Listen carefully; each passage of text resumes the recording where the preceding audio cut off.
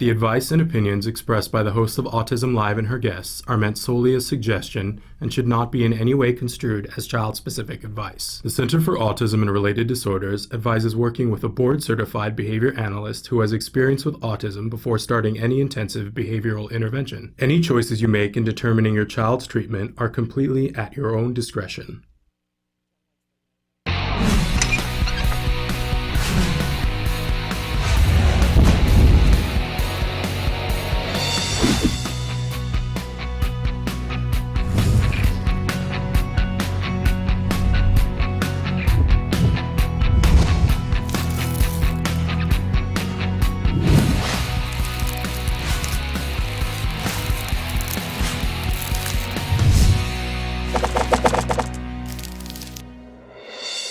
Good morning and welcome to Autism Live. I'm Shannon Penrod and we are webcasting to you live from the Center for Autism and Related Disorders headquarters in Tarzana, California. Welcome to the show. It is Thursday. We are at the end of the year. In fact, this is the last live show of the year.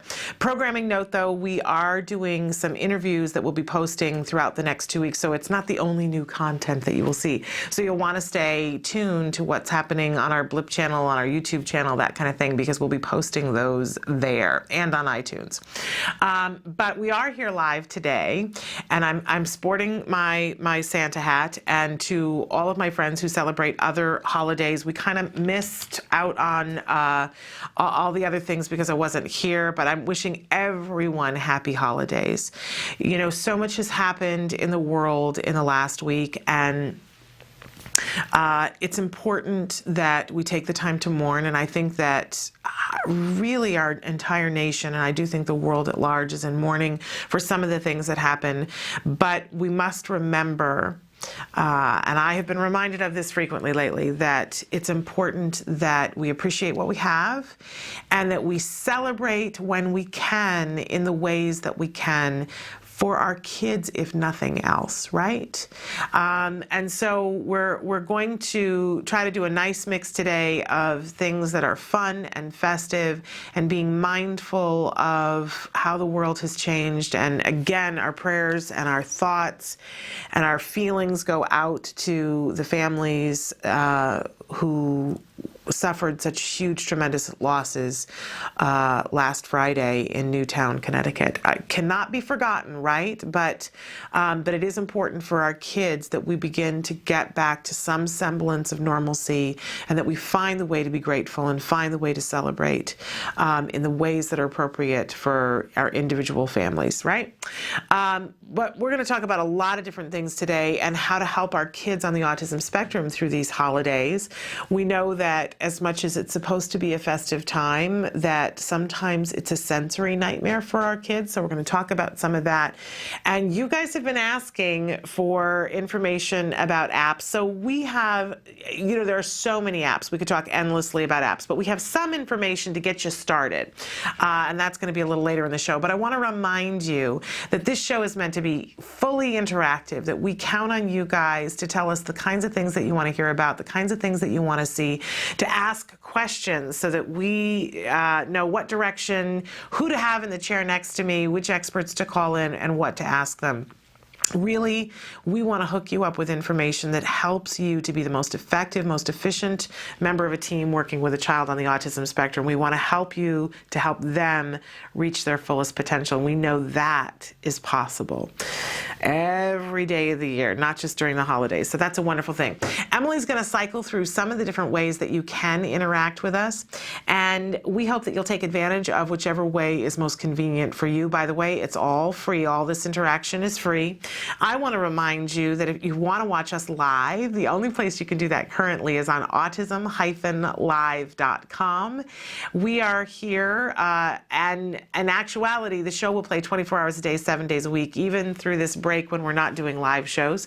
Anytime you want to come here, you will get to see something.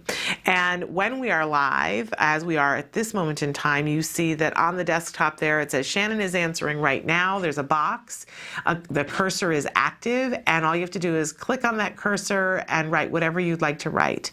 You can say, I'm not feeling it this year. You can say, I am feeling it this year. You can tell us what you're grateful for, answer the question of the day, tell us what's kicking your can, right? Tell us what the difficulty is with your holiday season. And it doesn't necessarily have to do with autism, right? That forum is open to you, and it allows us to talk and allows me to be able to ask whoever we have in the studio with us questions that we might be able to get an answer to, or at least have more questions. And I see that Mike is with us. Mike, I'm so thrilled that you're here.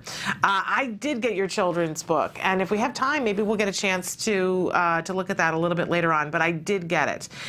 You might know that I was out for a little while, so I apologize that I have not emailed you and told you that I did get your children's book, and maybe we will get a little opportunity to look at that a little later on today. And I'm thrilled that you're here with us, Mike. Happy holidays. And if you're watching, feel free to write in too. Mike just let me know that he's there, and I really appreciate it.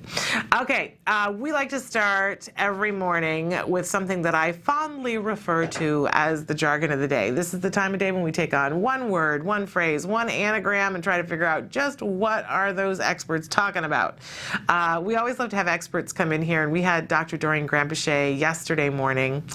She's amazing, amazing woman in this field of autism with such a wealth of knowledge. So thrilling always to have her in here.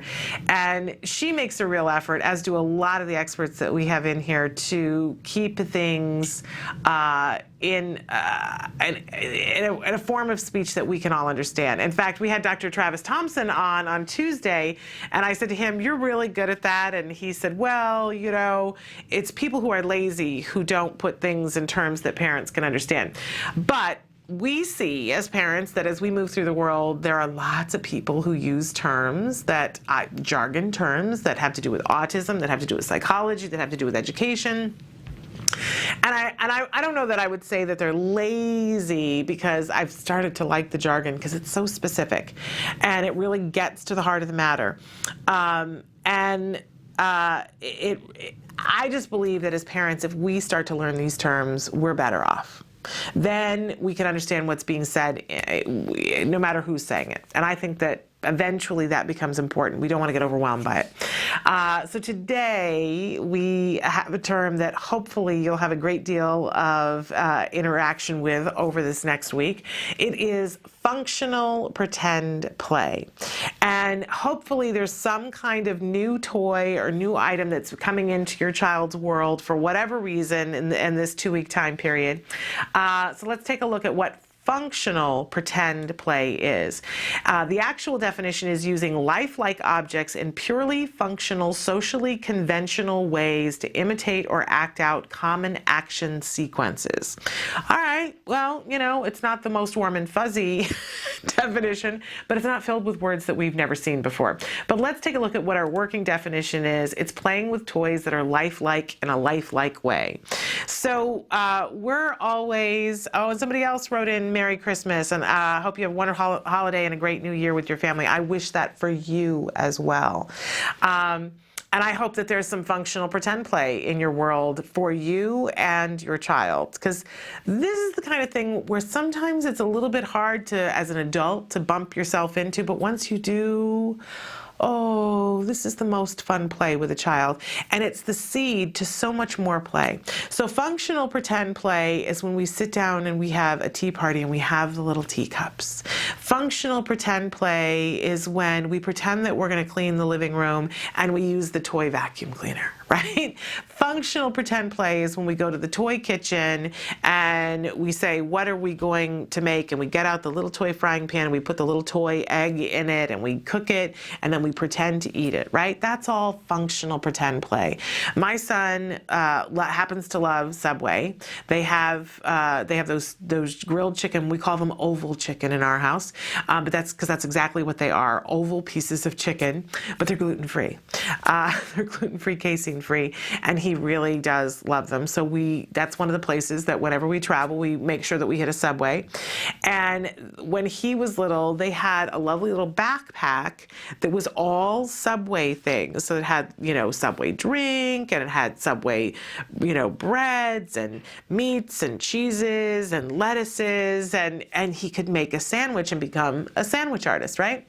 And there are so many different things. If there's a particular restaurant that your child likes, or you can get those massive Melissa and Doug toys that if your child likes pizza, they have the wooden pizza one that has the magnetic pieces so that you can put and make green pepper and pepperoni. Or if your child likes to decorate cupcakes, they have a whole decorating cupcake that it's all really durable wooden Melissa and Doug, fabulous toys. And they can put a candle on, and they put the fake frosting on, right? They're doing real life things with toys that are sort of scaled down versions of the real thing. It's functional pretend play. And while they're playing with a functional pretend play, they're trying on roles. They're acting out, they're mimicking the things that you do. When we see those toy cash registers, right? And the little fake money, that's all functional pretend play. And it's so useful for a child. They're working out social issues while they're doing it. They're working on fine motor issues. Even when a child is dressing up and they're doing the fake makeup, it's all functional pretend play. And functional pretend play is so useful educationally. It's so useful for all social growth because it builds, right? We've talked before about first there's functional pretend play, then there's symbolic play, and then there's imaginary play, which is when you get into deeply creative stuff. And there's also sociodramatic play, when they dress up and so it's like the beginning kernel when you're dressing up and putting on the makeup, or, the boys put on the pretend ties, whatever it is. Then we get into maybe you're dressing up and being a nurse or a doctor or a veterinarian or a policeman or a fireman, and they put on the little costume and they can pretend, or even when they are in the functional pretend kitchen and they start to take on roles and say, I'll be the mom, you be the dad, and you be the baby. These are all really good skill developing areas for a child because it allows them to be creative, the beginning kernels of creativity, so that we can eventually get to the point where the child creates something that doesn't exist anywhere but in their imagination. And again, we're working out all those social things.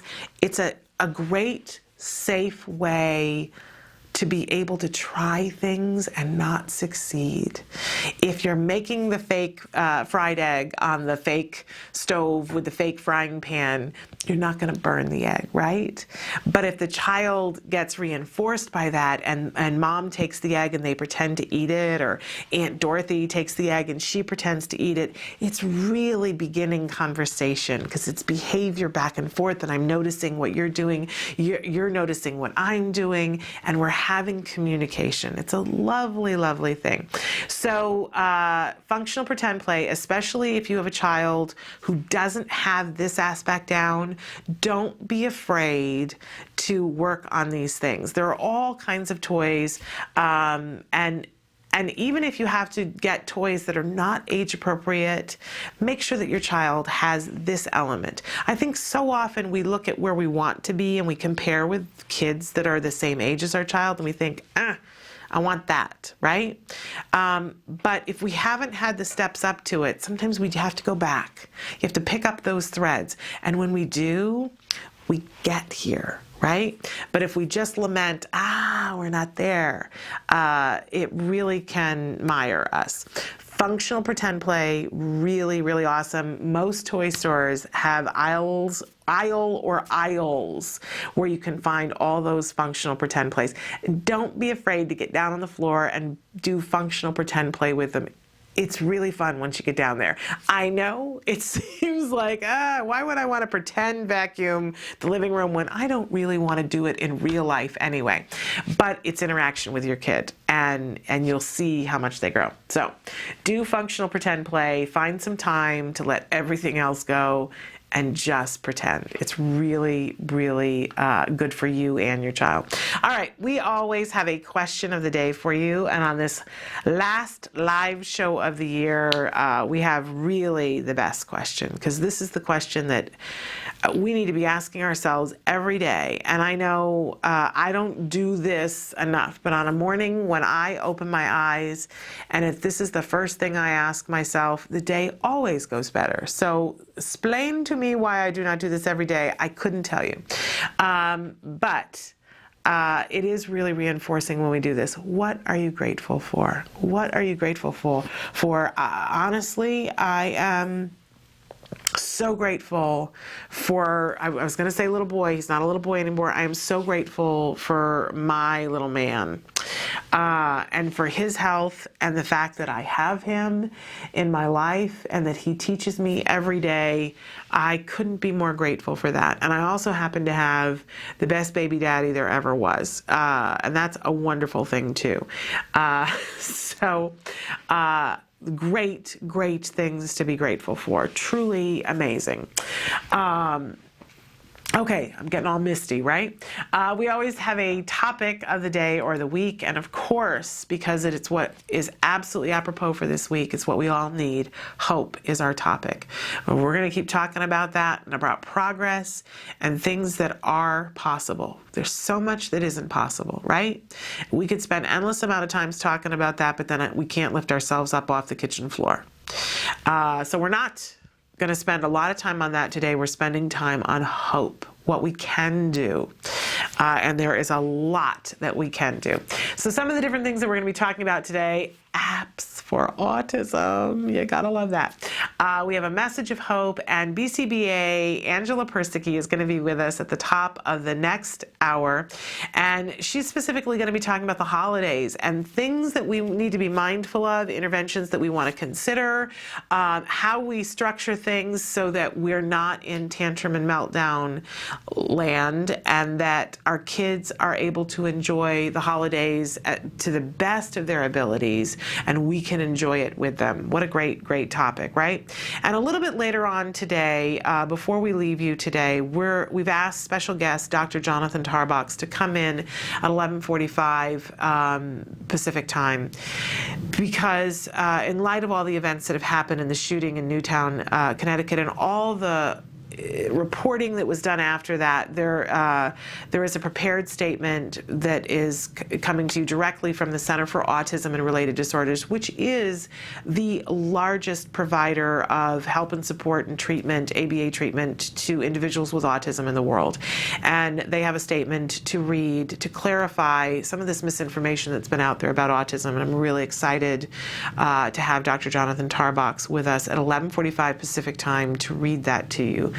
It's something you won't want to miss, because I know I read it yesterday and my day changed. My day changed, and I said, yes, this is lovely. This is absolutely awesome. So thrilled to have him with us at 11:45 to share that message with you and with the world. All right, we are going to take a break, and when we come back, talking about hope and what is possible, we ran out of time yesterday. Nancy Allspaw-Jackson was with us. She, of course, an amazing autism mom, and she is the executive director of Autism Care and Treatment Today, and she had a message of hope about a new program that they have, and we didn't get to cover it as much yesterday, so we'll be covering that when we come back. I'm going to sneeze, so let's go. We'll be right back.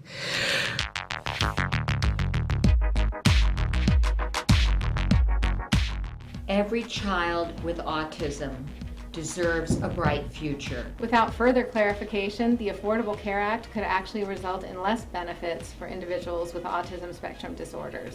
We urge Catherine Sebelius to clarify the Affordable Health Care Act. She can make one change, one little minor change, to make applied behavioral analysis be part of the healthcare plan.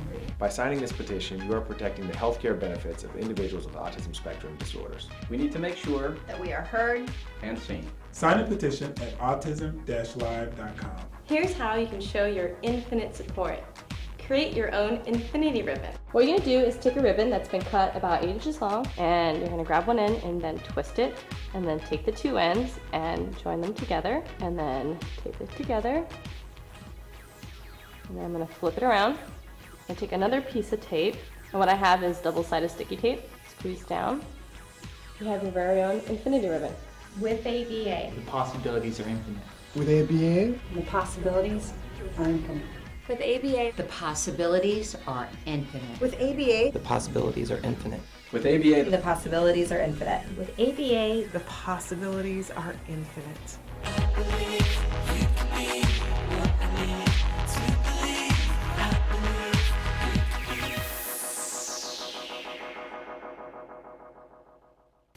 Welcome back to Autism Live on this last live show of the year. I know, where has the time gone? But we talk a lot on this show about what's possible.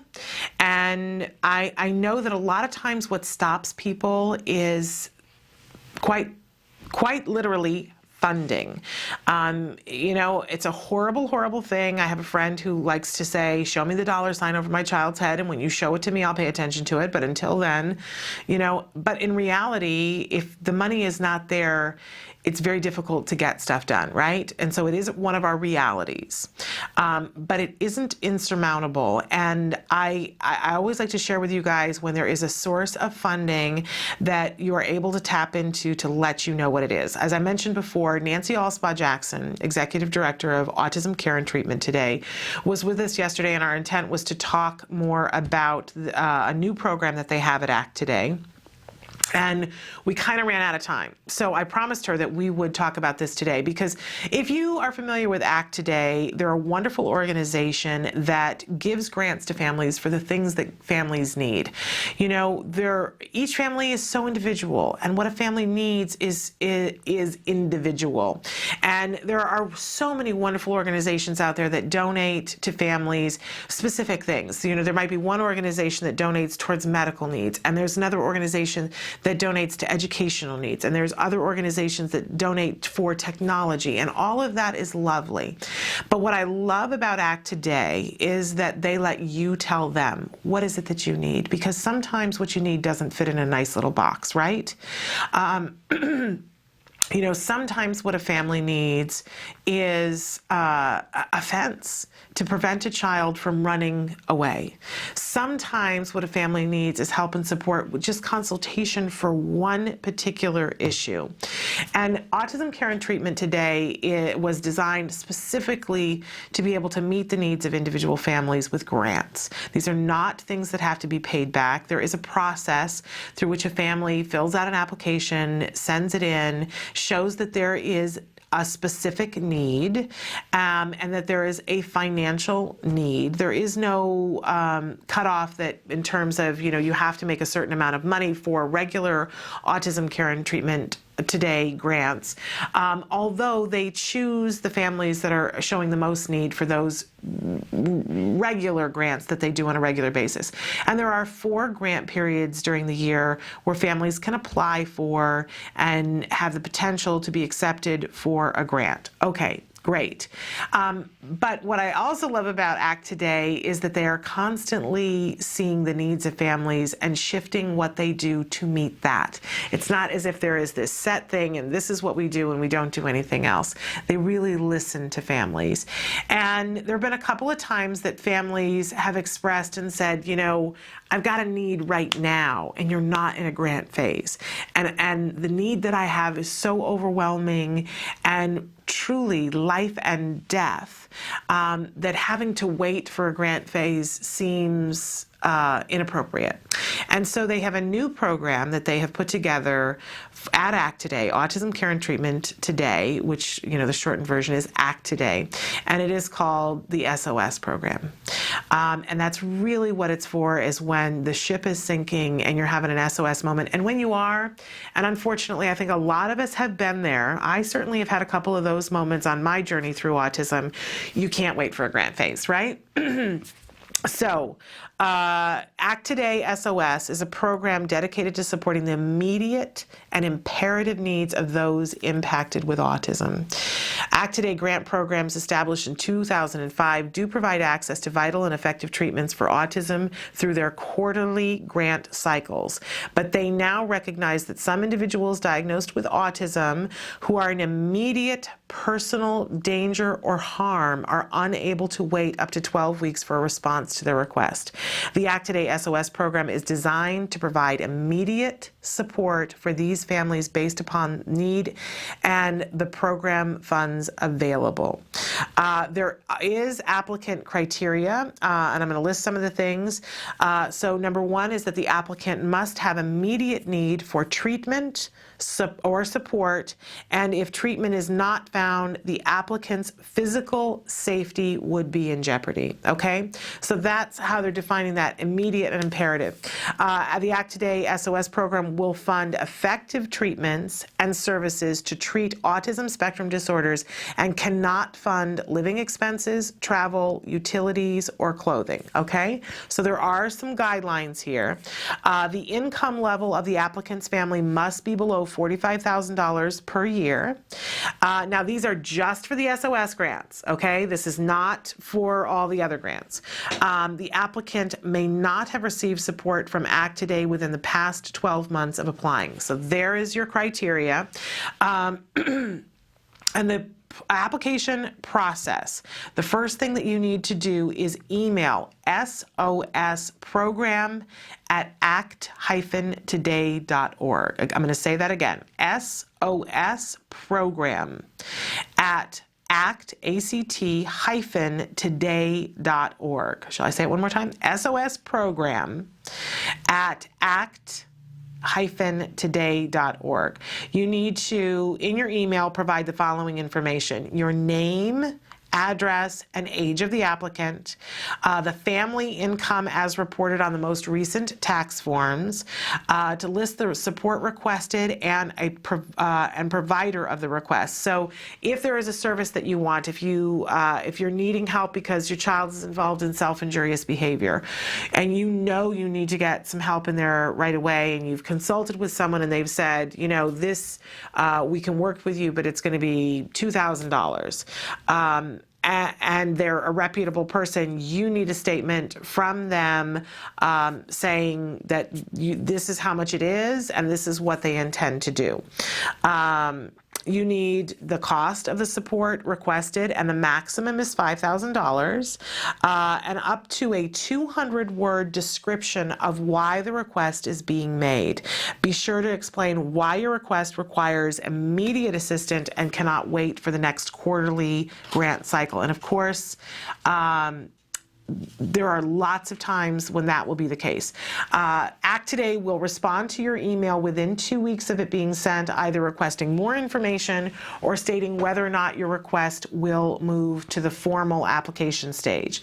Should your request move to the formal application stage, you will be emailed an ACT Today application, which will need to be completed in full and mailed to them. Once the application is received, a final decision and notification with regards to your request will be made within 2 weeks. If you do not have access to email, you can contact their office at 1-877-922-8863. Again, that's 877-922-8863. And by the way, they do have Spanish-speaking individuals ready to answer those phone calls. So if you know of a family who does not speak English, but Spanish is their main language, they do have the capability to do that.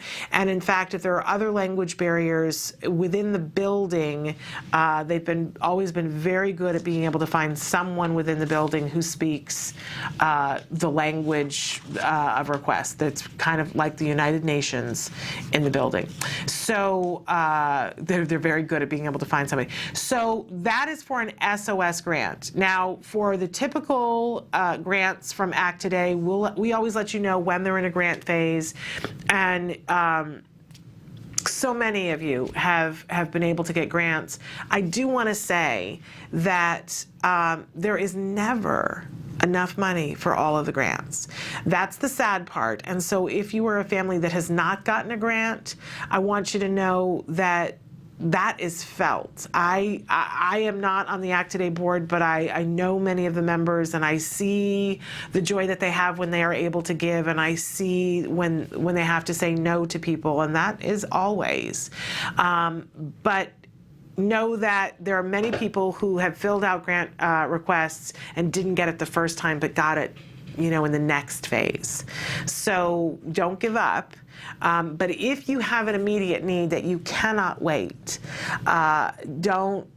don't hesitate to apply for an SOS grant from Autism Care and Treatment Today. It really, I'm aware of some of the individual cases, and Nancy was talking about them briefly yesterday, of children whose lives were in danger.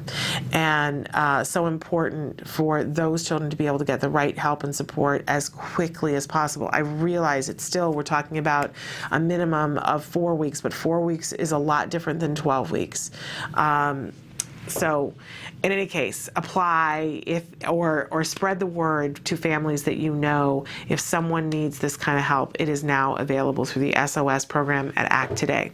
We are going to take a break. When we come back, we are going to be talking about apps for autism. You guys asked for this. What kinds of things go with the iPad? We've got a lot of different programs to talk about. Stick with us. Currently, in the United States, 1 in 88 children is affected by autism. 1 in 88 means something different when your child is the one. Recovery is possible. Hi, I'm Shannon Penrod, host of Autism Live, an online show about autism broadcast by CARD, the Center for Autism and Related Disorders. I'm also the mother of a child with autism, my beautiful son, Jem. You know our old joke, guess what? Chicken butt. Chicken butt. So we're gonna take the chickens. But things weren't always so easy. I remember when Jem was first diagnosed with autism. I used to lay awake at night in bed and pray for someone or something that could help us to get our child back. My prayers were answered by Dr. Doreen Graham-Pichet and the Center for Autism and Related Disorders. CARD treats autism and other related disorders using the principles of ABA, Applied Behavior Analysis, which is the only scientifically proven effective treatment for autism. It is also recommended by the American Academy of Pediatrics and the U.S. Surgeon General. About a year after we started treatment with CARD, we were able to see tremendous improvement, and we got our child back. What grade are you in? Second. You are a smart cookie, huh? Mm-hmm. Do you like school? Yeah. Do you have any good friends? Yeah, Oscar. Oscar is your best friend? Yeah. And my child is just one of thousands to benefit from CARD ABA therapy. Across the nation and around the world, children are making amazing progress and being given the keys to unlock their full potential. We are extremely grateful for the amazing job CARD has done in helping our daughter. Our daughter today, just in 4 months, I think is a totally different child than when she started with CARD. I kind of see it as, it seems like her brain in a way was asleep, and now that we've gotten so many services, we've seen her wake up. Did you have some guesses? Recovery is possible if you take the right steps, if you're willing to put in all the hard work. And 7.5 years, yeah, it's a lot of work. It's worth every little bit, and CARD's been there with us every step of the way. I have 2 children with autism. I can't imagine a day without CARD or the therapists.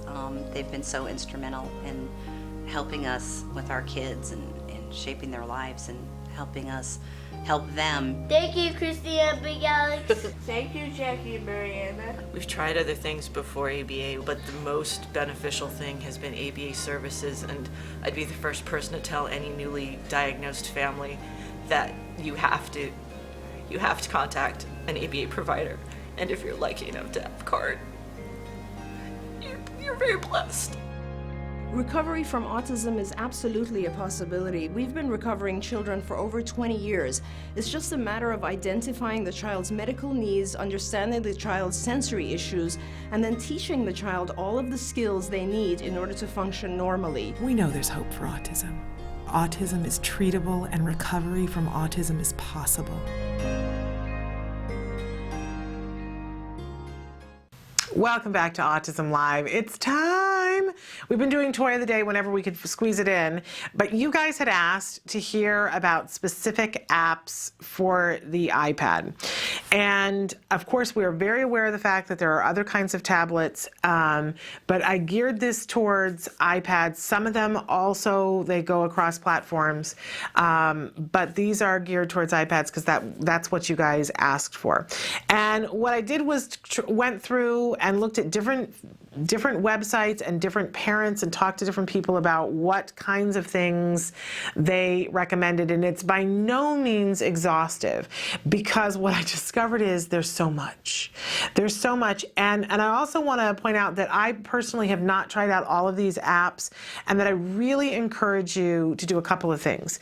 Most of these apps have a Lite version that you can try out first, and I encourage you to sit down and play with them before you spend good money.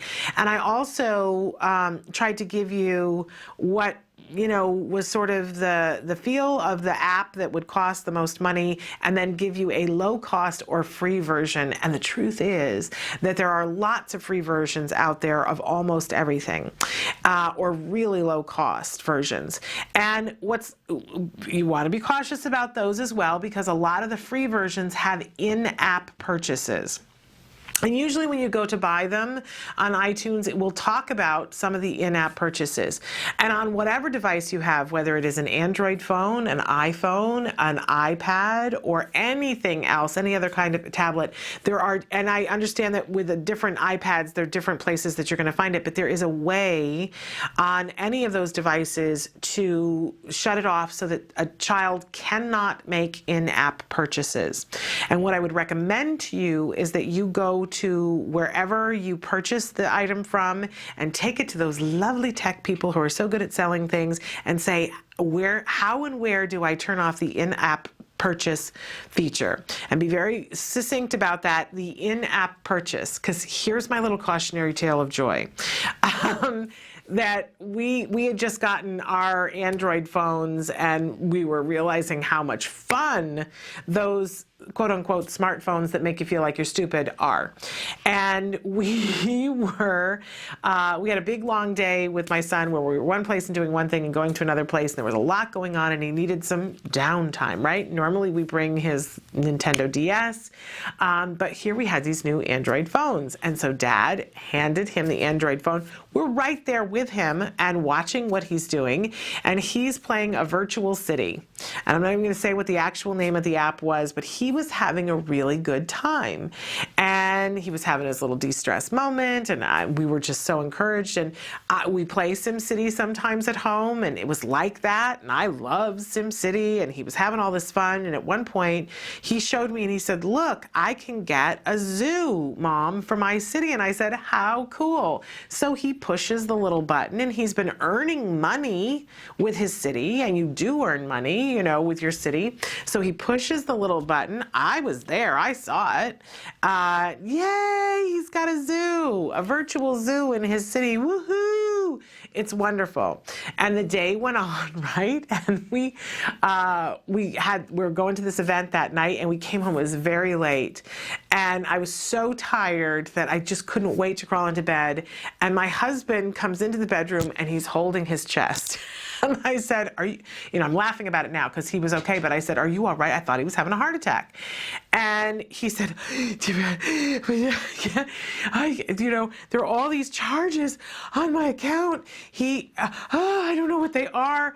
And it looks like they're coming in, and it's over $300 already, and I don't know when it's going to stop." And I said, "What are you talking about? What on earth are you talking about?" "Oh, it's identity theft. We'll call the bank in the morning." And he goes, "No, it's from my phone." And he really was having a hard time breathing. And I was saying to him, "You're just overreacting. It's not that big of a deal. We'll fix it in the morning, da da da da." And by the time we got up in the morning, I can't remember whether it was us that was over $500 or the friend that I'll tell you about in a moment. But it was a sizable amount of money that you don't want to spend on virtual zoos, shall we say. And so we went through a lengthy process. We were able to get our money refunded, but I needed to understand what was happening. And it was an in-app purchase. It was a free game that we downloaded for him. But within the game, there were coins and money. Just like if you've ever played Farmville on Facebook, that you earn one type of money, but there's another type of money where you're spending actual hard cash. Only on Facebook, anytime I ever played Farmville, it was made very clear to you that one was going to actually cause you to have to put in your credit card number and pay actual cash. But these in-app purchases in the game are tied to the credit card that is associated with the phone. It does not distinguish for you. I was an adult sitting there. I did not see that it was taking money out of my husband's account. So I ask you, how would my then 8-year-old son with autism know the difference, right? They are deliberately there in the hopes, I mean, really, who's going to pay $300 for a virtual zoo? They're there in the hopes that they catch somebody who doesn't know better and that won't fight it.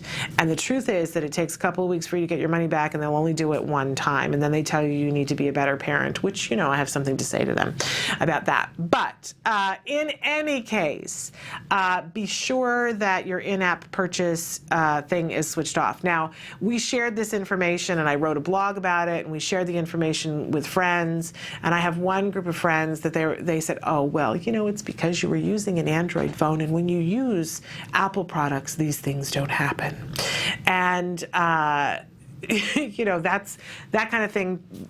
When you are that way, sometimes it bites you someplace. And that very weekend, the husband was sitting there on the iPad with his son, sitting right next to him, and he was playing a Smurf game, and he was getting all these little berries on the Smurf game. Woohoo, I have all these little berries. And eventually the game said, would you like a wagon to carry your Smurf berries in? And if you're 4, of course you want a wagon to carry your Smurf berries in. And it was only $100 for the little virtual Smurf wagon. Yay! Except it was $100 real. And before they caught it, the child had ordered several of them. And as the mom pointed out, if I wanted to buy a wagon for $100, I would go to the nearest store and I would buy several of real ones for $100. How can a virtual wagon really be $100? Let's talk about what the intent is here. So know that is out there, and go, and it even happens on Apple products, get that turned off, go to the store, don't mess with it yourself because they're all different. Say, show me, and make them show you, right? So that's our cautionary tale. Now, let's talk about what some of the apps are, and some of them that are free, that do have in-app purchases.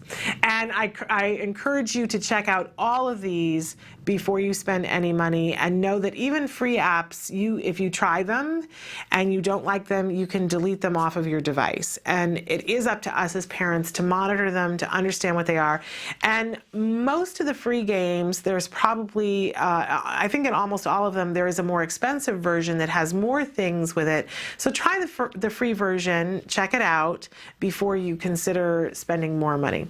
All right, so let's start with the field of communication, because I sort of categorized these different apps. So if we're trying to help a child to communicate, and yesterday we were talking about the PEX system, and there is actually a PEX app as well that I did not list on here, but there are some really great picture exchange apps, and there's hundreds of them.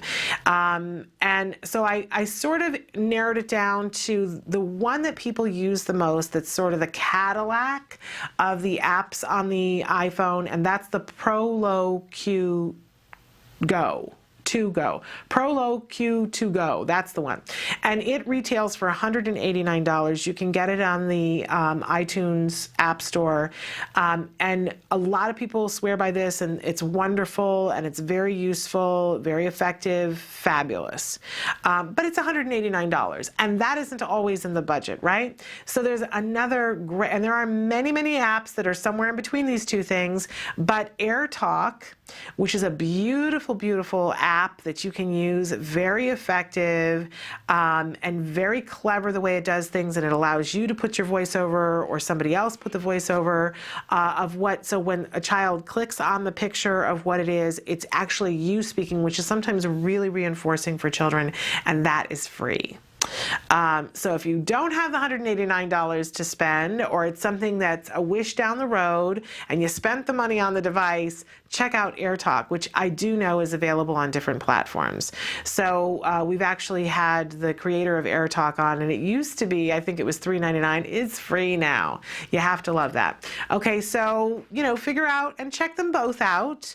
But again, if you don't have the $189, check out AirTalk and try that until you do have the $189. You might find that you don't need the $189. All right, let's take a look at the next one, talking about emotions. And if you want to work with a child on understanding emotions, being able to look at other people to figure out what emotion they're feeling, to know how to label their own emotions, because let's face it, you know, sometimes you're feeling something and you don't know what it is, but once you can put a label on it, it's a little bit easier to handle. And it's an important part of communication and social skills to be able to understand emotions.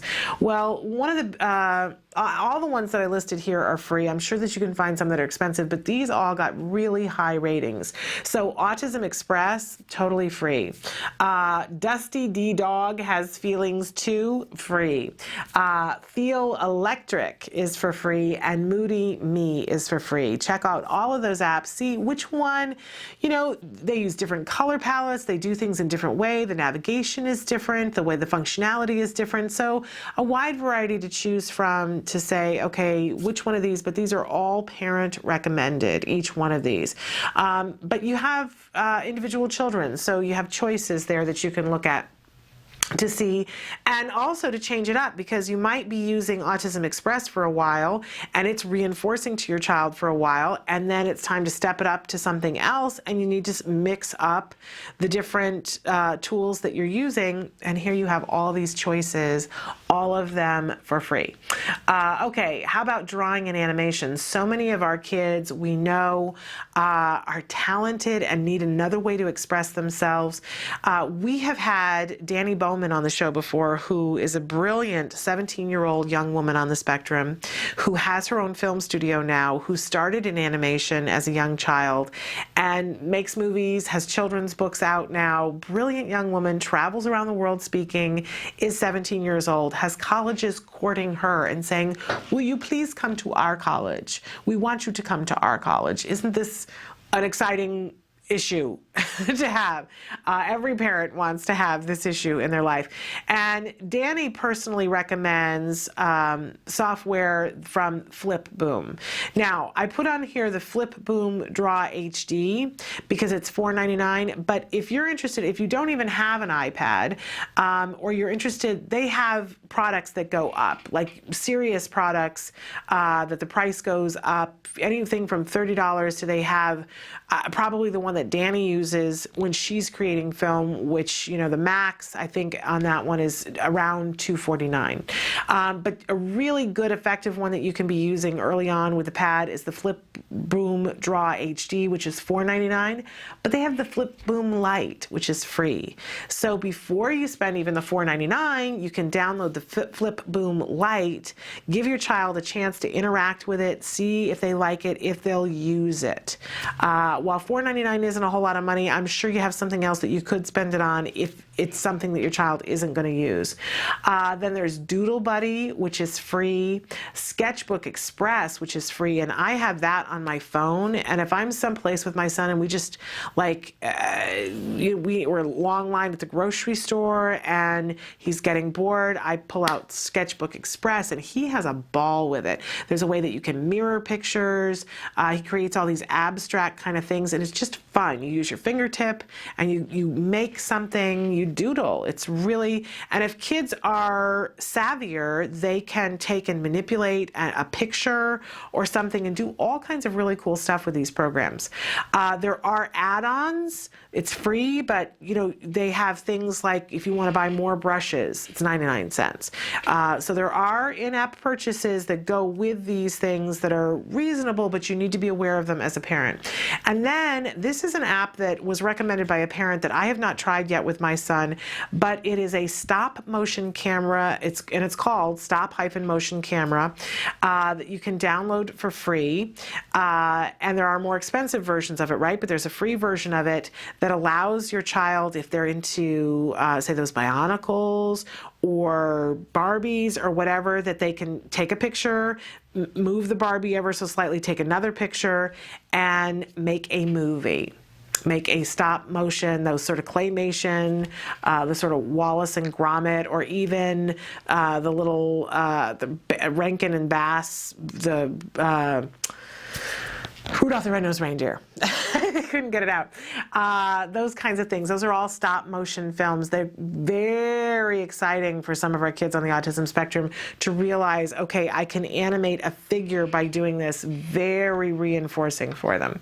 That's really for the older kids in general, but very, very fun. I can't wait to get that one for my son and let him loose. A good time. All right, let's talk a little bit about speech. And so on the more expensive side, we have the ArtikPix-Ful 1, which is $29.99. We have the Articulation Station Pro, which is $49.99. But both of those are really good at helping your child, showing them the right sounds. There's flashcards that can be made. Check them out to see if one of those works for you. But highly recommended by a lot of parents is Jargon Diction. Free. Very reinforcing for the kids and helping them to develop speech and to articulate, because that a lot of times our kids are a little behind in speech, and it makes them a lot behind in oral motor. And when you get oral motor together with speech, it's more reinforcing for the child, because as people understand them, they get what they want. It also helps with feeding issues too, that a lot of times parents will find as the diction comes together, a child's more willing to eat a wider range of things because the chewing isn't as exhausting. And then the more they chew, the more that helps the diction. It's just the gift that keeps on giving. All right, let's take a look here. And in terms of executive functions, and this is the one I wished I'd had more time to add to, but a great, great product, the First Then Visual Schedule. It's $9.99, but to be able to hold up and say to a child when you're transitioning, first we're going to do this, then we're going to do this, and it shows pictures, very visual for kids to be able to understand, okay, really helps with transitioning. And then Model Me Going Places, this really cool app where if you have a child who has anxiety about leaving the house and going some places, it puts together pictures of going different places. You can click a thing and it says, this is me going to the mall. And it'll do a little bit of a social story for them, showing them, you're going to go and you're going to do this, and it's going to be a really good time. Very fun apps. That one's free. Okay, moving on to fun apps. These are just, for any day kind of thing. There's a really fun app that's Move Like Me. This is great for getting a child to be able to use iPads, but also great if you're trying to work on imitation, non-vocal imitation, and to help a child with gross motor things. So there's a little animated character, and they get to decide how they want the character to move, and then the character moves in a 4-step process, and then they have to move like the character. And if you think about it, this can be a precursor to being able to do some of the more advanced video games that even I can't figure out how to do. Little dance things now with all the game things that show you, and too advanced for me. I need to do something like this first. $1.99, not too bad. Virtuoso 2 HD. It's a piano keyboard. You see all those commercials with the kids playing piano? You don't have to go buy an expensive program. Virtuoso 2 HD for free. Pocket Penguins is a game that all the kids are enjoying playing, and very educational. It's for free. And then Go Go Games has a series of different games that they offer that are specifically for children on the autism spectrum. Really fun, $1.99, really inventive, cute little games to keep their interest and help them with a wide variety of different issues that could affect a child on the autism spectrum. So Go Go Games. Moving on to the next one for reading and writing. Now as we get into the little bit older kids, the kinds of things that can help them. These are cool apps, by the way. Story Builder for $7.99. Being able to put together sentences and put together pictures, and even I think there's the potential to make video on Story Builder, so that it makes it reinforcing for them to put together a paragraph. Cimo spelling, which has the top words, sight words, and helps them, has games to reinforce them to be able to spell those really common words properly. First Words Deluxe, which helps with beginning reading, with flashcards, very reinforcing. I Write Words to help a child with grammar and putting together a sentence. And Rainbow Sentences, which is a little bit more advanced, that color codes things and helps them with grammar and being able to put together a paragraph. That's one that I'm going to be getting, is Rainbow Sentences. Really exciting. How about for language? Vast Autism 1 Core is $4.99. First Phrases HD is $9.99. And I put this one in Talking Tom Cat 2, which is now free. These are all things that encourage your child to be doing language, learning language skills, the sort of back and forth, putting things together. I really like the Talking Tom Cat 2. There's a social component to the Talking Tom Cat 2. Whenever we go someplace like at a PTA meeting where I'm there with my son and the kids all play for a while and then they get exhausted, right? And then everybody cracks out, all the parents crack out the phones and the iTouches and the DSs and all that stuff. And the kids will all be looking over each other's shoulder. What are you playing? What are you playing? Well, my son always gets out Talking Tom Cat 2, and then he is the social butterfly. Everybody gravitates to where he is. It's this silly little cat, which, by the way, is a very autism-friendly cat. They've done a deal before with Autism Speaks. I know we did it, where if you paid, I think it was $1.99, the cat would wear an Autism Speaks t-shirt, and the money went to Autism Speaks. You gotta love that, right? Again, with the in-app purchases, be aware, be very aware. But in any case, the cat is there. It's an animated cat, and you push a button and you record what you want to say, like you say, I'm very hungry. And then the cat talks back in these very funny voices, and the kids fall apart laughing, and they all want to take a turn, and they get very excited. Now, we got this last year. It was very popular when he was in 3rd grade. It's still popular with the 4th graders. I don't know at what age it gets not cool. I'll keep you posted on that, but anything before 4th grade absolutely makes your child very popular. The kids love to do it, and he'll sit in the back seat of the car if we're on a long trip and play Talking Tomcat and reduce himself to giggles with that thing. Really, really fun. Okay, how about chore games? If you're having trouble, you've got kids that are a little bit older and they're very high functioning, but you're having trouble getting them organized to be able to do things around the home. Lots of games right now out there for chores. You Rule Chores for $3.99. I Reward Chart for $3.99. Chore Hero for $2.99. Epic Win for $2.99, which has it more like these monster-like characters. You create these characters. And then, of course, High Score House, free. Very colorful, very animated. Look around, see which one works best for you. $3.99, not that expensive, right? But if the free one works for you, yeah. Okay, and in any case, we're out of those. I need to go back. That was what we did last week. In any case, I could go on and on about the apps, but the point is they're out there. I encourage you to check out these apps and more to see what works for you. These are all very highly parent recommended, but there are more coming out every day. Plenty of apps, and the point that I want to drive home is you don't have to spend a lot of money. You spent the money on the device. Pick and choose when you want to spend money on the apps, because until you see that your child really uses it and wants it, you don't need to spend a whole lot of money. All right. We're going to take a break and watch The A Word, the documentary that's being made here at the Center for Autism and Related Disorders, following a little boy, Jack Riley, who is at the point that we're going to watch. He's not yet 3, and he has started his early intervention and is adding skill upon skill upon skill. It's not always easy, but progress is worth it. Take a look. This is The A Word.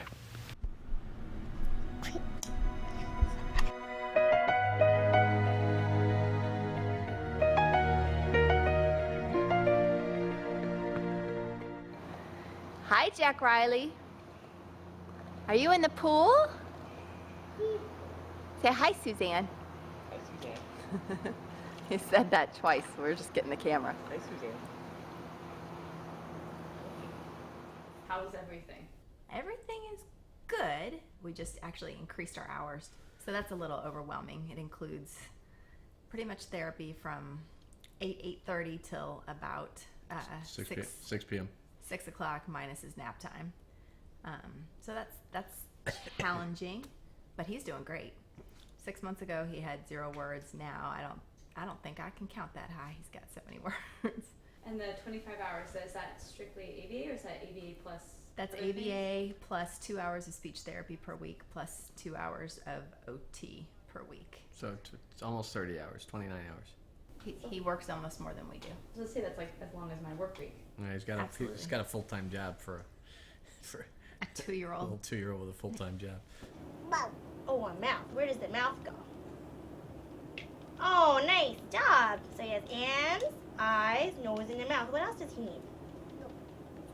Does he need ears? Oh, there's one ear. What else does he need? Shoes. Where is his shoes? You gonna put feet? Okay. What else does he need? Oh, a hat. Which hat is he gonna put on? That one? Say hi, Suzanne. Hi, Susan. Hi, Jack Riley. Stop. We were diagnosed November of last year, so it's been 7 months since we've known that he has autism. He started speech therapy a month later, occupational therapy, probably within a few weeks of that, and then ABA we've done for 3 months, April, May, and June. Right. And really, I think ABA, I don't want to compare it to the others, but I mean, we've seen a huge impact on him. And But it's 20 some odd hours, right. compared to 2 and 4 or whatever. But yeah, he's changed dramatically since ABA started. And it was hard in the beginning. We just even the biggest example I always come up with is they made him say his colors before he could use a marker to color, which was his thing at the time. Do you want green or orange? Which one's orange? Green or orange? Orange, yeah. Good job. So what's like the differences between before you started therapy and to what the kind of kid he is now? I actually have not full days, but very large portions of partial days where I forget about autism and just think I have a 2-year-old. Specifically, he plays with us. He engages us. He's funny. He sort of makes jokes. I don't know how to explain that, but he does. Oh, you got it.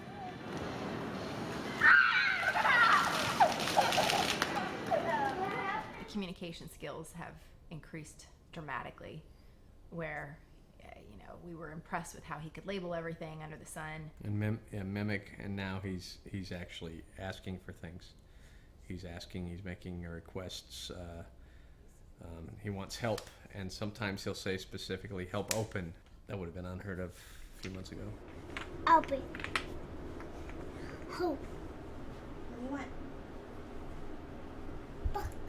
I don't remember this fascination with learning quite so much as the last few months. Right. And everything that he knows, he's always looking at us like, did you catch that? That I knew that? Did you see that? That I knew that was coming? Are you hip to this? Well, now it's gone. He's got it. Look at you being Mr. Trying to figure things out there. I know. That's cute. And then now it's there. Now it's there. You see it? That's hilarious. Ooh. Oh, really?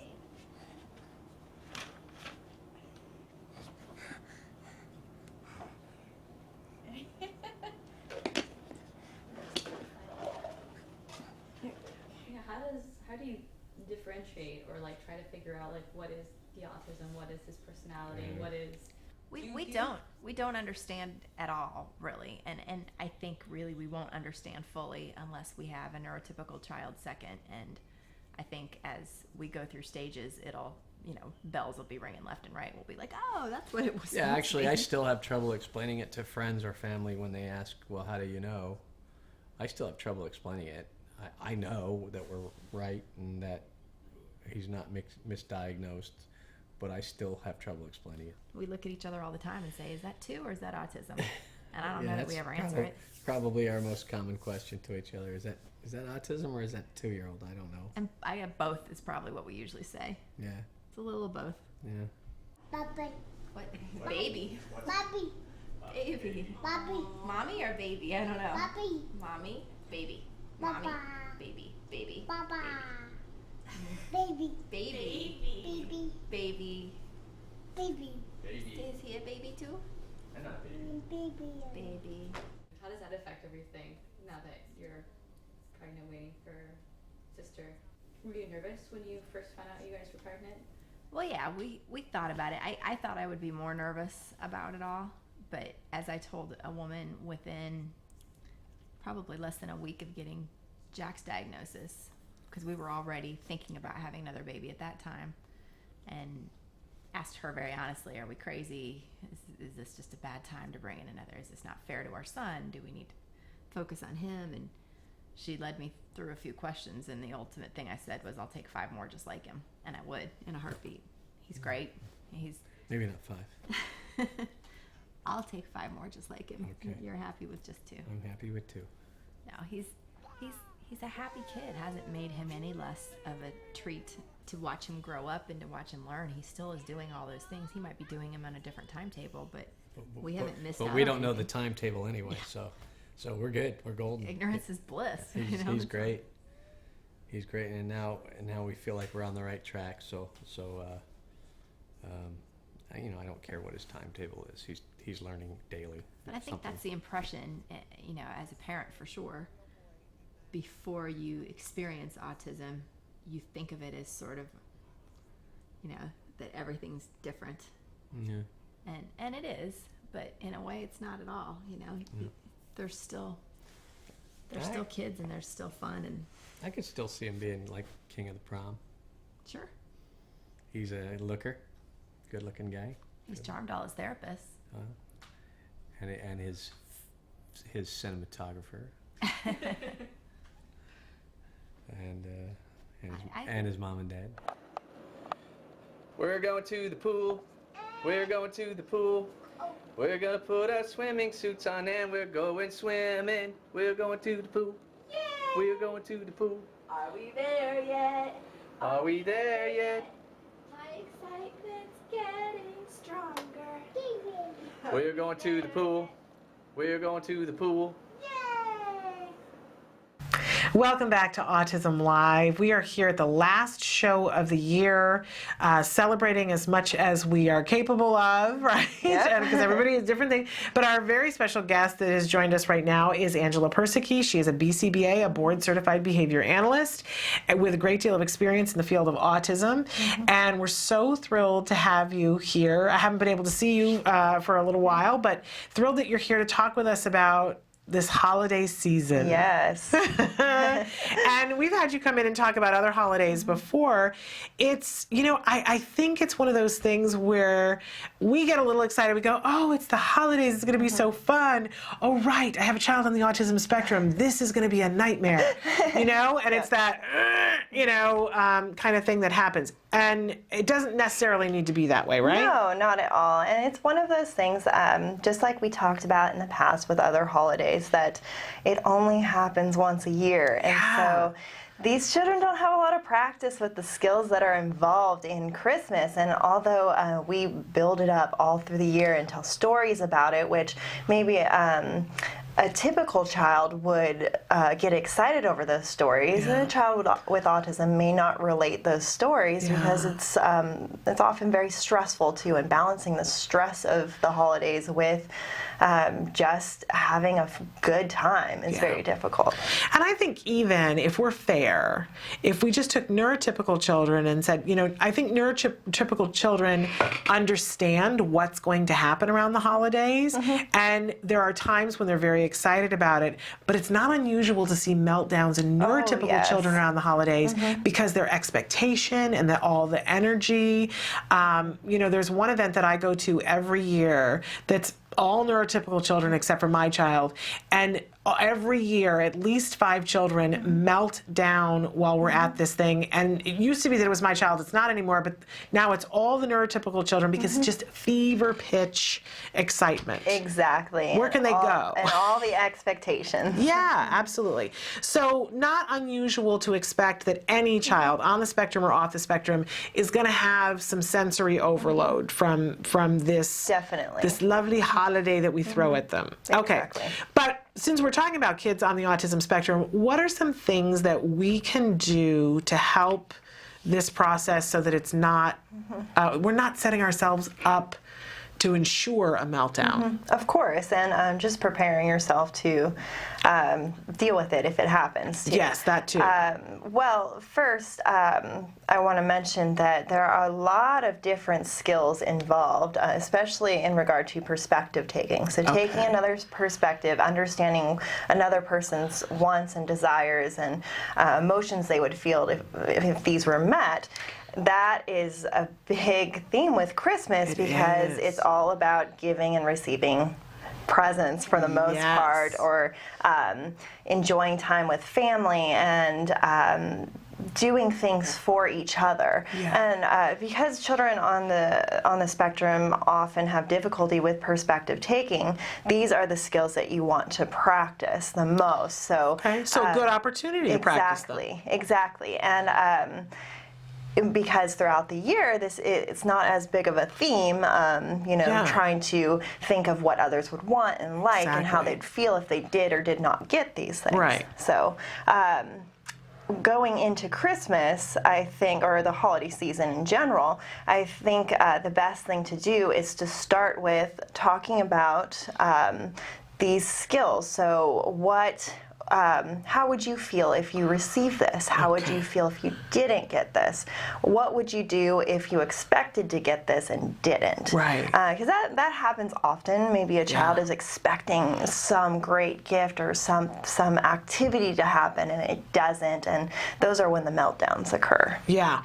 And you know, in language, we talk about receptive and expressive, but I still think of it that way when we're talking about perspective taking too, that understanding what they're emitting and what other people are emitting and being able to read that. So, but they don't call it expressive and receptive when they're talking about those things, do they? Not so much. It's more talking about perspective taking of your own. Yes. Thoughts, feelings, and desires, and others, and how those are the same or how those could be different. But we still want to work on both aspects of that about, you know, what do you think Dad would want to get? How would that make Dad feel? Has Dad shown evidence that he likes that? I mean, those aren't the words we would use, evidence. But, you know, let's picture if Dad got this gift, you know, would they like it? And then the flip side of, you know, if somebody gives you the toy that you already have, what are you going to say? And even though you're feeling this, why do we have to say thank you? What are they feeling when they give you a gift? On and on and on. Exactly. And for that, you know, most of the time you're like, oh, that's just manners. And you may expect your child to just behave appropriately. I think a lot of times parents are at this point where they're either expecting their child to just be awful or expecting their child to be amazing. Yes. So, and it's usually somewhere in the middle. Exactly. And so you can't expect anything really. You have to practice and give your child a gift they don't want, maybe a week or two in advance. Well, we're just a couple days in advance now, but you know, give them a pair of socks. Yes. And practice. Say, what are you going to say if Aunt Jenny gives you these socks and you don't want socks? Yes. But how do you think Aunt Jenny will feel if you cry? Yeah. You know, and going through those scenarios and really having your child practice saying thank you with a smile on their face instead of Thank you. It's great. Right. Well, and again, it's that opportunity thing, and we're only a couple of days away now, but it's still, there are several times during the day when you can do this, where you can have little presents that you got at the dollar store or things that you found around the house, wrap them up, and say, okay, it's time to open another present, and let's practice. And you have to say thank you no matter what, and then you can talk with them, can't you, about so how did it really feel? What were you really feeling on the inside? But on the outside, you made me feel like you really appreciated this gift. And you could also practice. We do this here at Cardinal. There's a protocol that we're running on white lies, and it's the same situation where we give children gifts that they wouldn't necessarily want, and they have to say a white lie. And we discuss how does this make the other person feel. But also we tell the child, you can go tell your mom afterwards that you don't like the gift. Absolutely. You don't have to keep it and really enjoy it and wear it. It's just not past that day, but just considering that person's point of view. But the goal really is to practice these skills ahead of time, and not just expect your child to open gifts or engage in family activities with all kinds of family members that they probably haven't seen. Don't necessarily know. Exactly. We just had, we got together with a bunch of family that my son hadn't been around. And one of the things that I noticed was that everybody's rules were different. And because he's an only child and there were families that had siblings, that for instance, one brother could turn and punch the other brother in the face and no one said anything. But if my child, and he would see this, and one, he didn't punch anybody in the face, but they were shoving each other. The brothers were shoving each other, and so everybody was laughing, and no adult was yelling at them because it was the brothers, and it was allowed between them. And then my son jumped in and then shoved one of them, and everyone went, "Hey!" And all the brothers were going, "Hey, you can't push my brother." And Jem just kind of went, "What are the rules here? I don't get it."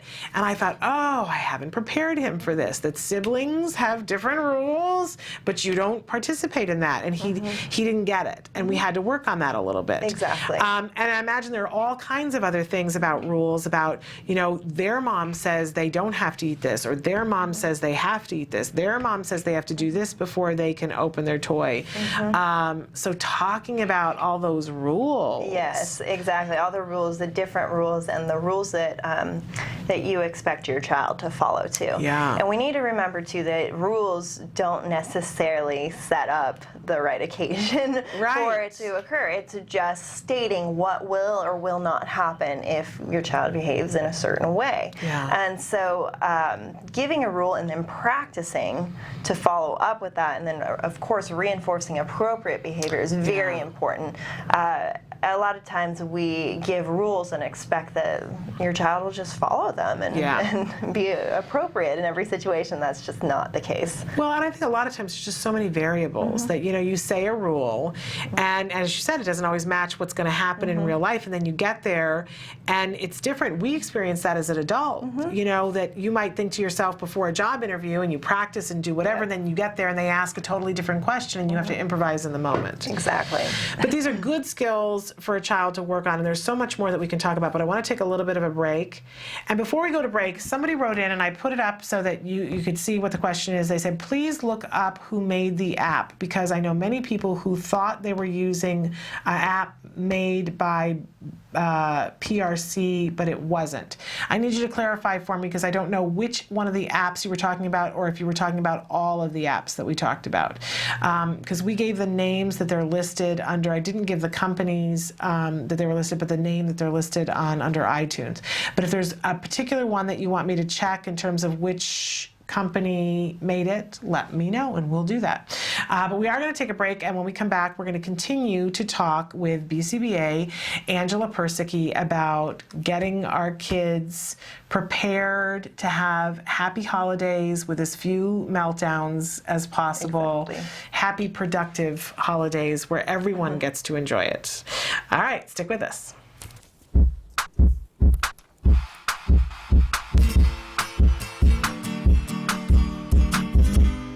Welcome back. Thanks for joining me today.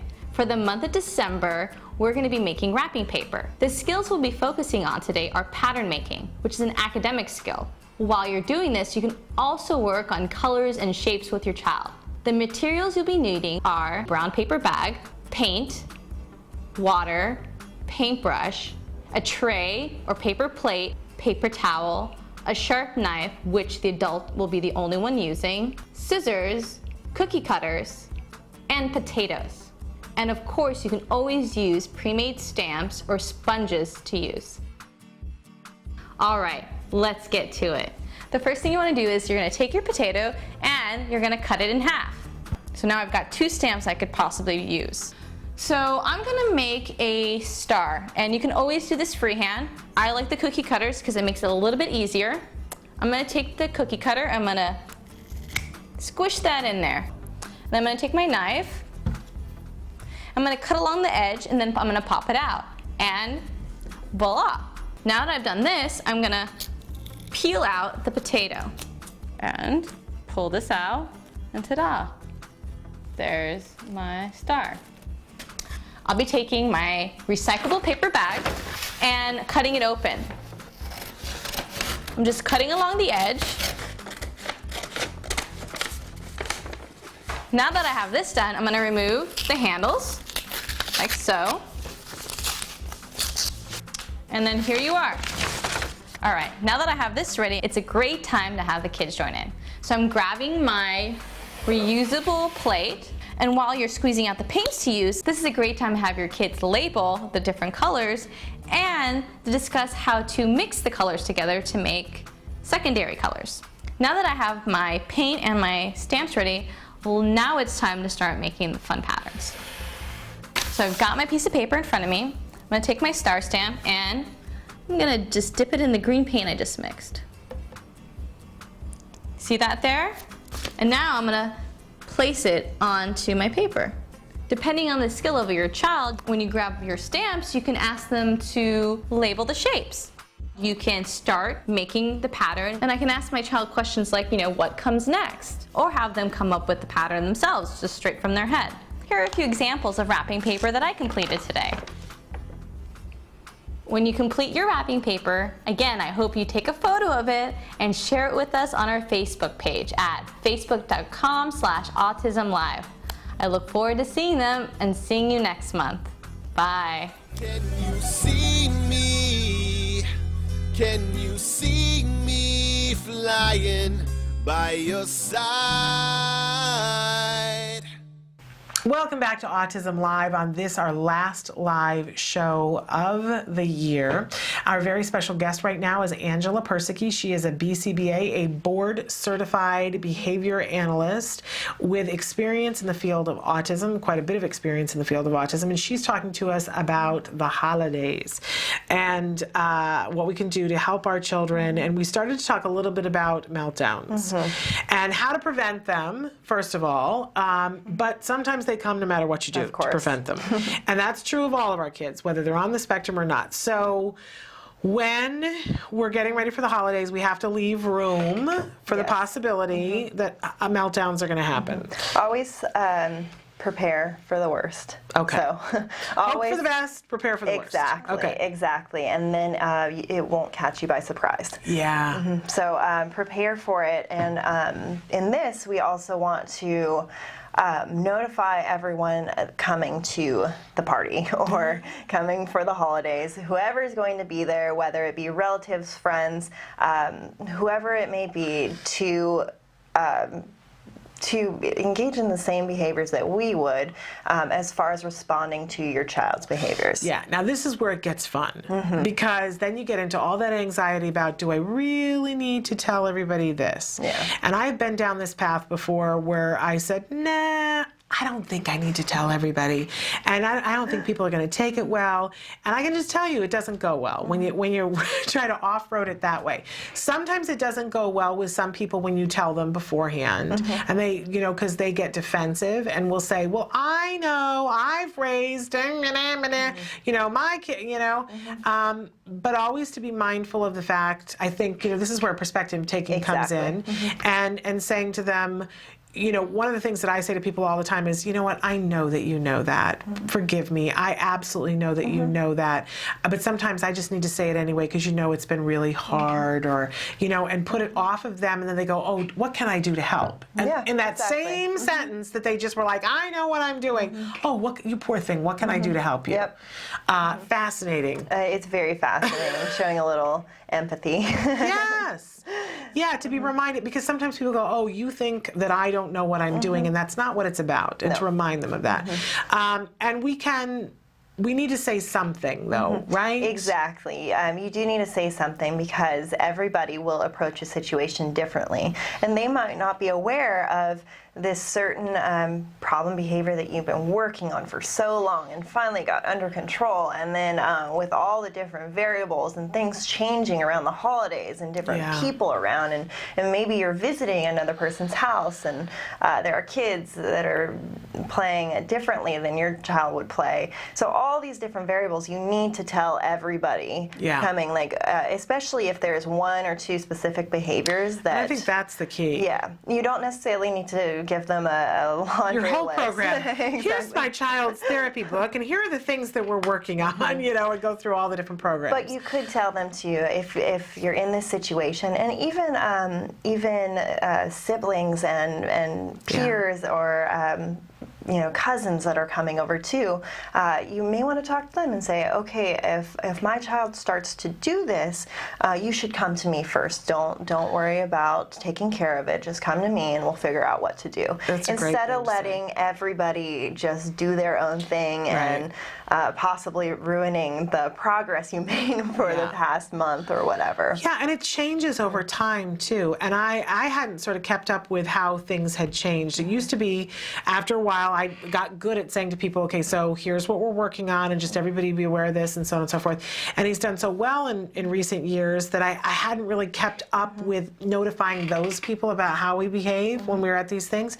And I saw recently at a get-together that, because I had said, don't talk directly to him about something, come to me. And so a moment happened, and the person felt like they couldn't say something to him, and he's past that now. Update the people, too, and say, now we're at the point where if he does something, you say something. You don't have to come to me now. You say something to him. He's at that point.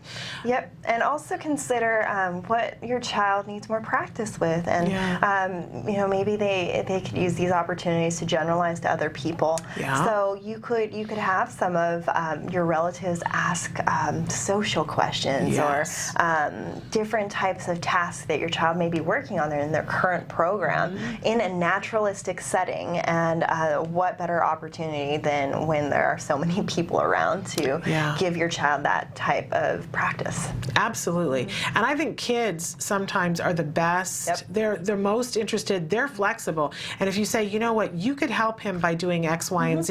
There have been times when my son has had an interaction with an adult that I've said to him, okay, let's try that again, and ask the adult, could you do that again? And they go, what?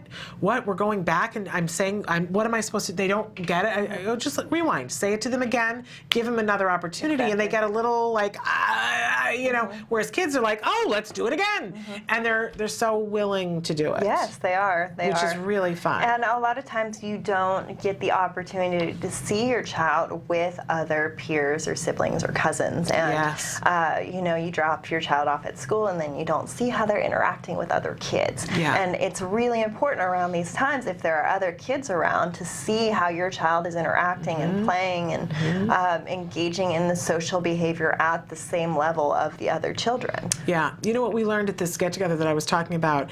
My son had been used to starting interactions in a certain way that had worked for many years, but now he's crested that point where he's in 4th grade and everything is about being cool and being, socially, aloof, which drives me buggy.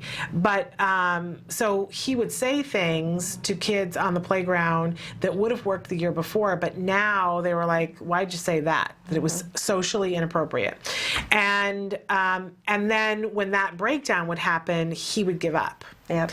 And so and I watched this happen at this get together, and the kids were afraid to say something to him. And after the get together, I said to them, you know what would be really helpful is if the next time you guys are together, if he says something, I watched how they interacted with each other. And if one kid said something and said, oh, well, I'm going to do this, one of the older brothers would go, don't be a dork, don't say that, instead say this. And I said, would you please do that with my child as well? Be kind enough to say to him, don't say that, say this, if this is what you want to do, but don't let it stop there. And I wouldn't have known that that's what was going on, because I can't go watch him on the playground. Nope. I mean, even if I had the time and made the time, the school doesn't let you. Nope. Because, you know, we don't want to have a bunch of parents sitting there watching the kids. It's not conducive to them being able to do what they need to do. But I was able to learn that and go, okay, this is still an opportunity for him to get this from appropriate people that I trust, and so that then he can take that and generalize it back to the playground. Exactly. That's perfect. That's a perfect example. So watching to see, because they do change, and the things that you're concerned about change over time. And just when you think, oh, they've got that skill. I remember when he learned how to go to the playground and introduce himself to other kids and say, hey, do you want to play this? And have a conversation. And I went, woohoo, we have that. Only to find out that it changes. And I can only imagine as the teenage years come, it changes even more. Definitely. Thank goodness we've had Alex Plank in here twice this week. He makes these amazing videos on Wrong Planet to help young adults and teenagers to understand how to interact. And of course, you guys help with all that too. Of course. It's absolutely amazing. Okay, so we were mindful of the fact that we're going to have meltdowns, very likely. So when they happen? Yes. When it happens, when you've prepared everybody, you've prepared yourself, you've prepared the other family members, and it's happening in the moment. And especially if there's a certain behavior that you are planning to ignore, or a tantrum that is going, like in the planned ignoring, put on extinction. Right. Remember, we're not ignoring the child, we're ignoring the behavior. Right, because you don't want to feed the behavior. If what they wanted was attention and you give them attention, you're going to have more of it. Exactly. But here you are at a party.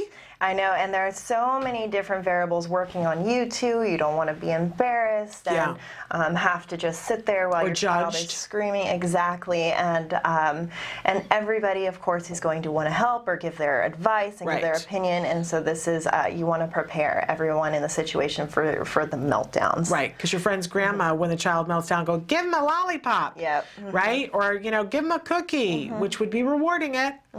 Let me take him away from the dinner table. He doesn't need to be here. Right. Yeah. So anything like that, again, prepare for and hold your ground. So when it happens, if you are going to ignore it, make sure you ignore it.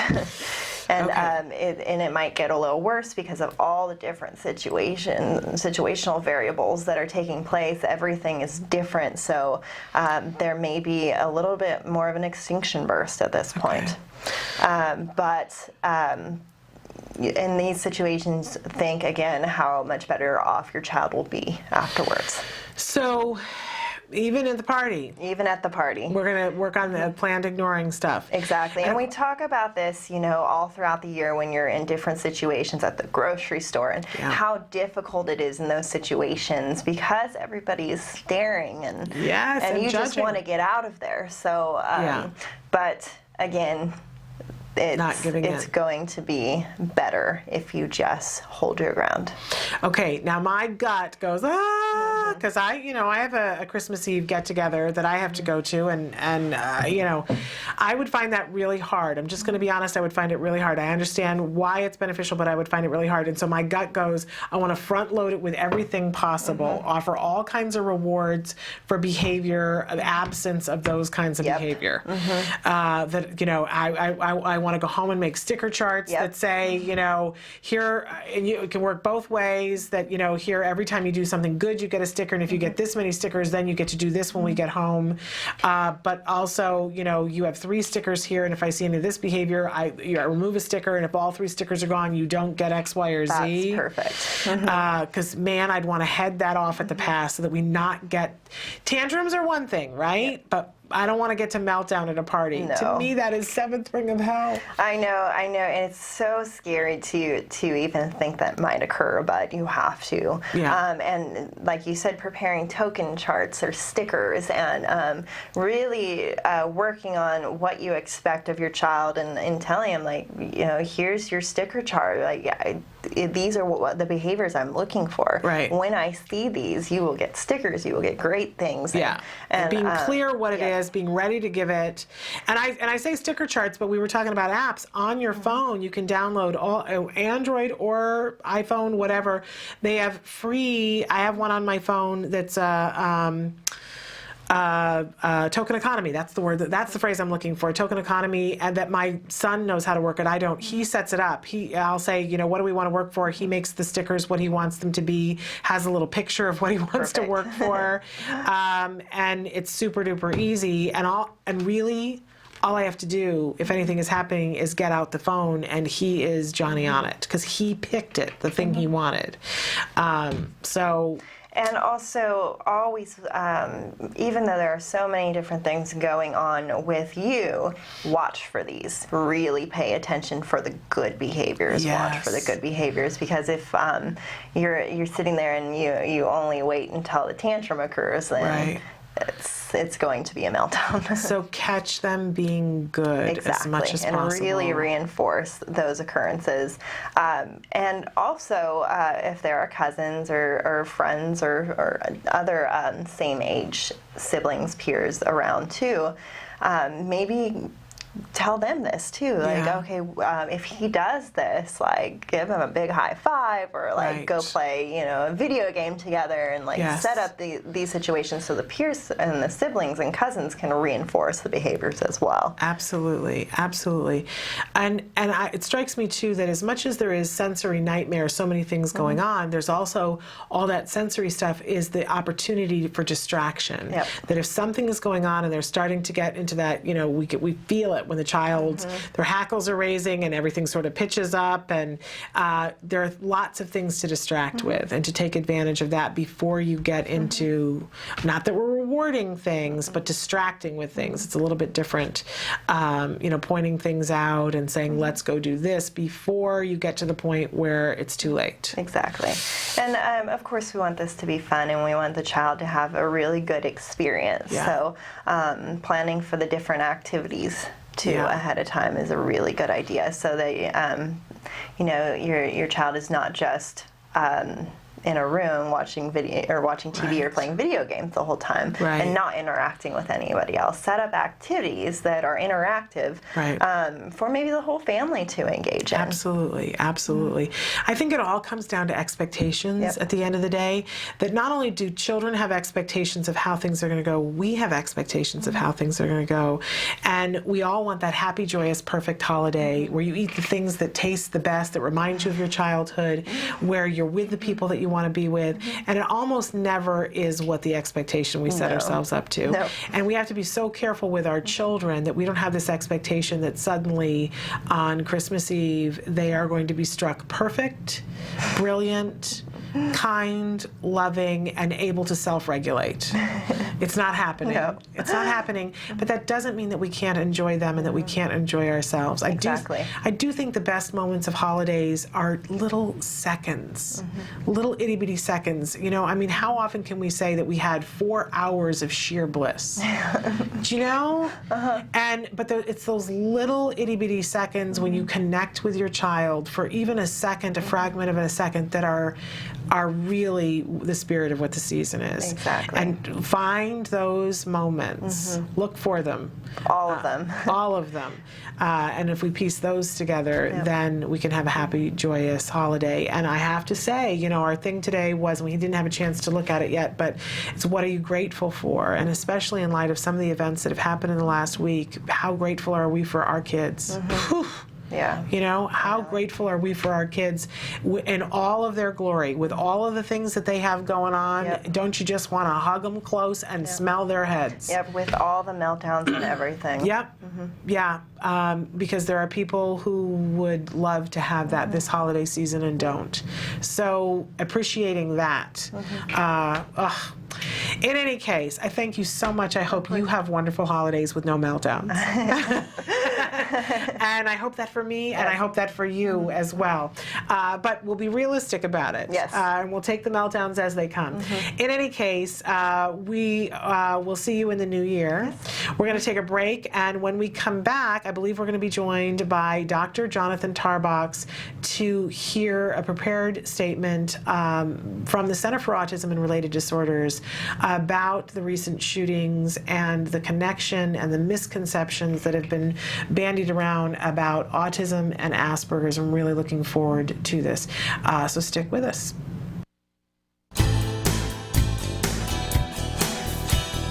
Hi, I'm Shannon Penrod. And I'm Nancy Allspaw Jackson. And today we are at the Porter Ranch, California Toys R Us. And in our Let's Have Some Fun segment, we are going to go check out Christmas toys for kids on the spectrum. Awesome. Let's go shopping.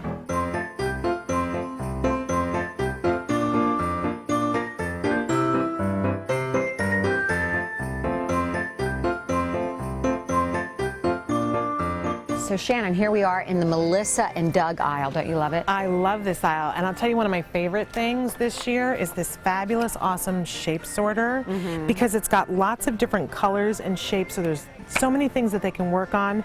With this, they can work on counting, sorting, fine motor, languaging things. They can stack them together. It's an awesome toy, especially for kids who are just starting out with therapy. It's great, and these toys are so safe. These are like old-fashioned toys. That's what I love about them. They're wood and, you know, not lead, and they don't have all these little parts, so they're safe, they're educational, they're great. And you can use them forever and hand them down to the next generation because they're so awesome. Yes, you can. Now, this was a lifesaver in my house, these no-spill paint cups. Ooh. Yeah, those are cool too. Lots of cool things from Melissa and Doug. Have you also seen they have great baking stuff too? Different things, food stuff that you can do, even a cutting thing that you can do. And things you can dress up, which are really great for, you know, learning options and choices, uniforms, and they're all wood figures. Most all of Melissa and Doug's toys are wood.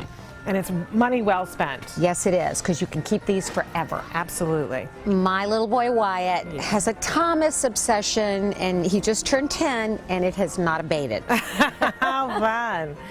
So tell me, because I don't know as much about the Thomas trains. What's so awesome about these? The reason children with autism love Thomas is because the facial expressions, which you'll see here, are so pronounced they can understand them, right?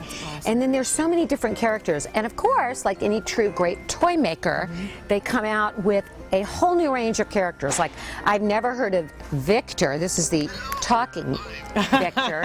And then they have, of course, all the train sets. So it literally can last a lifetime. I mean, I think we have a small fortune in Thomas toys at home. I love it. So we're in the Imaginarium aisle. This is another fabulous place to look if you're looking for really good quality, inexpensive toys that are going to be beneficial. Yes, I love Imaginarium toys. This is a great sensory one. This is the Jumbo 22-inch sensory ball. And I know my little boy loves balls and bouncing them, and this one is all, you know, squeaky, and it comes with the pump and everything. So. Absolutely fabulous. And there's such a wide range of things. If you're looking for a shape sorter in a cube, this is a wonderful thing to do. But all kinds of toys where they can do sociodramatic play, they can do all kinds of pretend play. Yeah, they can even do a take-along shaving kit, be like Dad, right? I love a blow dryer there. That's awesome. Fun toys here that require creativity and a lot of fine motor. Yes. So I love different games to be able to play with my child. And if there's something that can help with therapy, I think that's really cool. Have you played this one before, Guess Who? Guess Who. Doesn't everybody know Guess Who? Yeah, and now they have a Disney Guess Who and some other versions, right? SpongeBob. Oh, I didn't know that. Maybe I can get SpongeBob Guess Who. What's this one, Shannon? This is fabulous. In fact, I want to show you this one. It's headbands. It's one of the hot new games. It's really great for kids on the spectrum because it's creative, it gets them visually excited, and it gets them using their brains and asking questions, the right kinds of questions. Fun. I can't wait till we get to wear the headbands. Yes, we do. We're gonna fashion demo that. All right. So Nancy and I want to show you a couple different toys and demo them for you because they're really fun. This is a marble run, as I'm breaking it apart. But what's cool about this is you can take it apart, put it together in any different way. They come in different colors. It's a great color for girls. It is a great color.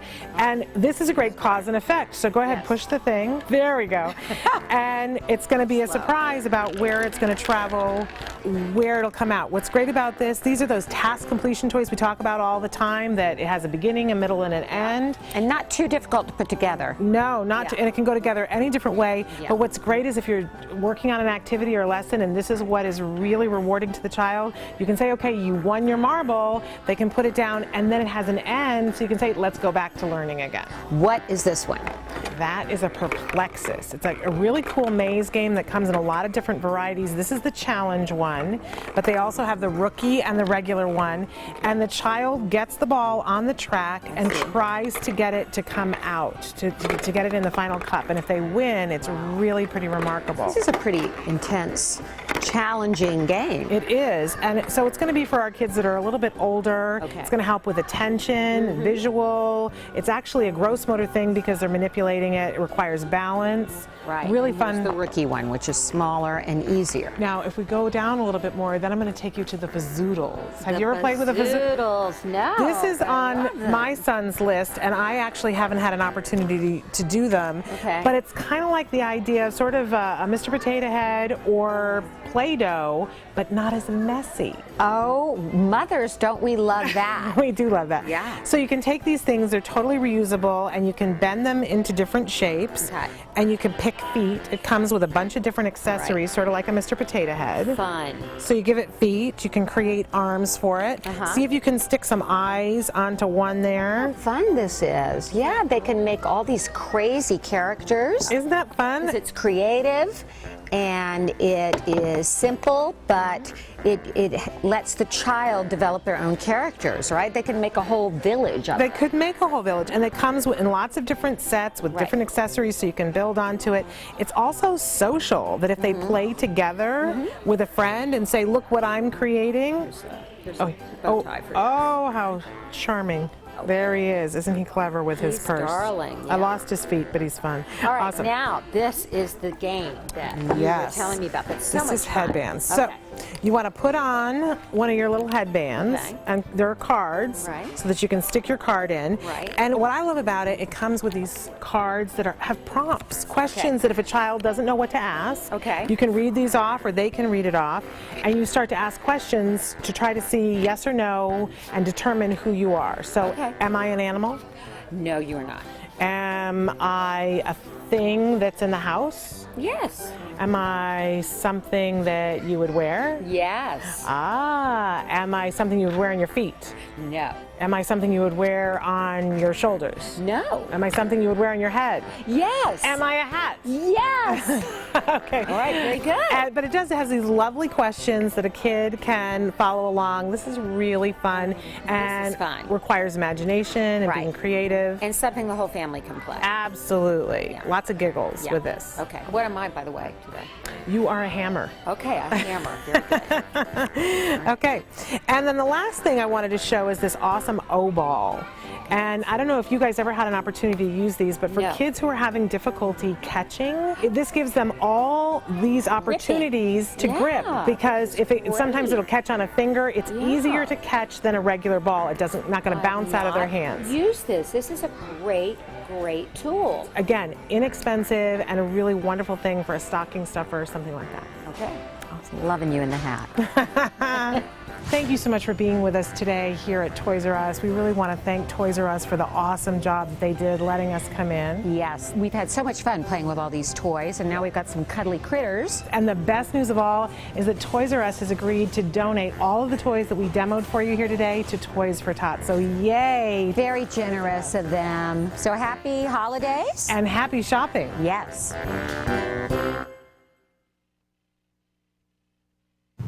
Welcome back to Autism Live. This is our last live show of the day, or of the year, excuse me, of the day too. And we had events that happened in our world, all of our worlds, last Friday. And there's been a lot of discussion in the aftermath, and a lot of terms bandied around, and I'm so proud that we have Dr. Jonathan Tarbox with us here at this moment, at this last 15 minutes here of our year of shows. And you know Dr. Tarbox from the show. He is the head of research and development here at the Center for Autism and Related Disorders, and he is also the director of the Autism Research Group. He is an expert in the field of autism, and certainly someone who can speak very passionately and knowledgeably to this subject. And he is here to read a prepared statement, an official statement from the Center for Autism and Related Disorders on the events that have taken place both last Friday and since then. So thank you so much for being here. Happy to do it. I wish it was a happier topic, and you know. But it's I think an important necessary. subject, and to hear it from you, so very important, and to hear it from the Center for Autism and Related Disorders. Also, I'm thrilled to be here to hear the statement. So when you're ready. All right. So yeah, several of the senior leadership got together and sort of put our heads together and said we need to say something about this topic. Because there's so much nonsense that's being said. Yeah. So I'll just go ahead and read it. Absolutely. Following the tragedy in Newtown, Connecticut, there's been much talk on the internet and social media about possible connections between autism spectrum disorders and planned violence. In particular, many have discussed the unconfirmed rumor as of yet that the individual who perpetrated the tragedy may have had Asperger's disorder, may have been diagnosed with Asperger's. We feel it's important to weigh in on this topic because the vast majority of the chatter on this subject is based on misinformation, rumor, and fear, as is understandable. But the plain and simple fact is that individuals with autism spectrum disorders are not a danger to their community. A minority of individuals with ASD display fleeting, low-intensity, disruptive or aggressive behaviors such as tantrums, hitting, or biting. But these behaviors are in no way whatsoever related to school shootings or planned violence of any other sort. There's no connection. Let it be said clearly and without hesitation. People with autism are no more likely to commit atrocities than anyone else. The sad truth of the matter is that individuals with ASD are far more likely to actually be victims of violence and bullying than they are to commit it themselves. So it's natural to want to find a source of blame in the wake of an event as unspeakable as that which occurred in Newtown. But blaming autism, or even implying that autism spectrum disorders played a contributing role, is simply not supported by the facts.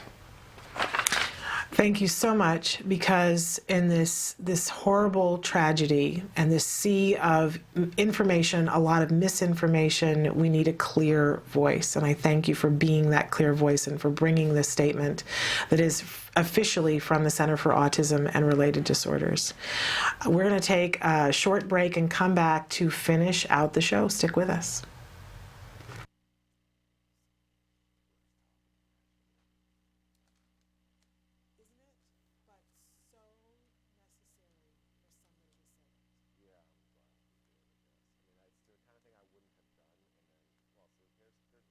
Mostly the behavior started at night, but it was invading the day, where he would just speak one syllable and babble and pace around.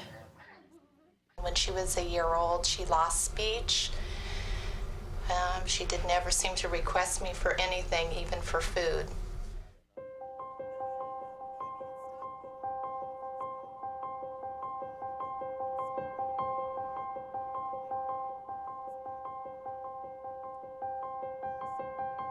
He told me over the phone that I should just put her in an institution. I was devastated. I was an institution, a hospital. Yeah, isn't that nice? He told me that it was possible or likely that Ruffin would never be employed, that he would never work productively, that he would not know that I loved him, nor would he love me, nor would he be likely to marry. there's a 50% chance that he won't be able to talk at all. But if he does talk, he will only be able to, you know, make simple desire requests. I want, things like that. And probably by the time he was 10, he'd be in a home. Doreen told me that he would recover. And Doreen told me that he would go to regular kindergarten. I really have a very normal kid now. And lots of normal worries, but not extraordinary ones.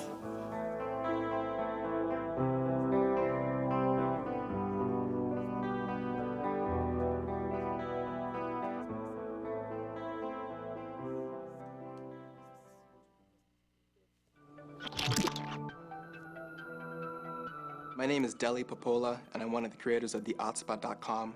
TheAutspot.com is an online support system for families and specialists who are affected by autism across the whole world. Share inspirational stories, find resources in their area.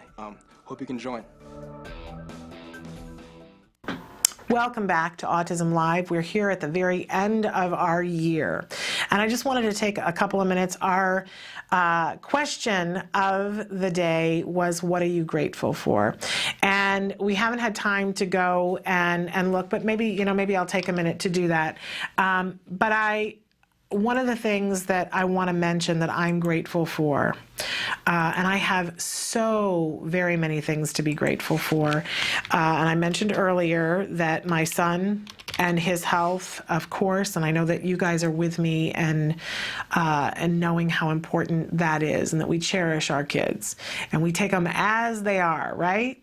But I also am incredibly grateful for the opportunity to be here, to be with you and share this journey, to share my journey with you, and for you to share your journeys with me and with the world at large.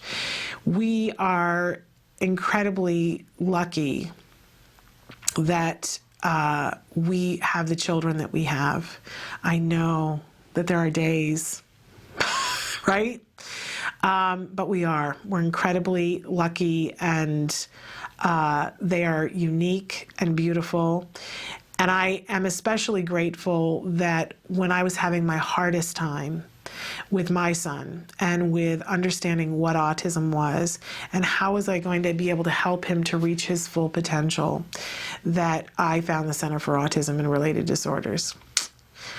And I've said it before, I will say it again, and I'll say it my whole life. We got our child back. We got our lives back. We got the ability to appreciate things back, because there were days when I didn't know what there was to be grateful for. And it seemed as though that there wasn't anything. You know, Evelyn Gould comes on the show and talks about making room for all the possibilities. I was in a place where I didn't have the ability to do that. But quite honestly, because of the therapies that my son got through the Center for Autism and Related Disorders, I got all of that and more back. More than really I hoped for, more than I dreamed for, more than I prayed for. And included in that is that I have the ability to be here and hopefully to help you find some of the answers that you're looking for. I know one of my favorite phrases that my mom used to say is, when you get to the end of your rope, make knots. And I know some of you have been making knots for a long time. I hope that in the coming year, in 2013, that we get closer to having more answers for more people. You know, that's what this ribbon is about, that the possibilities are truly infinite. It does mean getting funding for more of our kids, and I do encourage you to sign that petition, because that is what gets it done. The petition that I'm talking about, if you go to our website, at the bottom of our website, autism-live.com, you see that infinity ribbon. If you click on that, it will take you to the petition asking Kathleen Sebelius to please take back the power that was given to her to define one of the 10 essential health benefits is behavioral health, and it needs to be defined ABA for autism. And once she does that, then all of the states will have to provide it. And if all of the states in the United States provide that, when we think of all the children that we can help, it will just be a clarion message to the rest of the world that they have to step in line. And and something beautiful can happen. But if it's only happening in California and New York and New Jersey, and it's not happening in Utah, it's not fair. It's not right.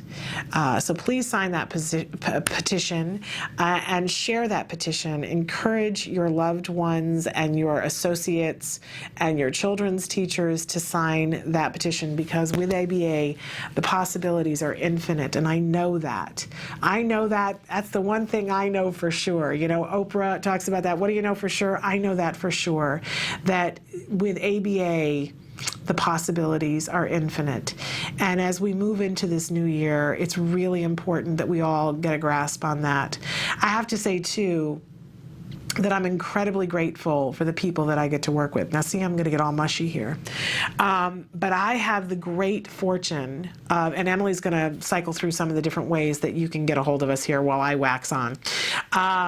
And remember that we're going to be putting new videos up.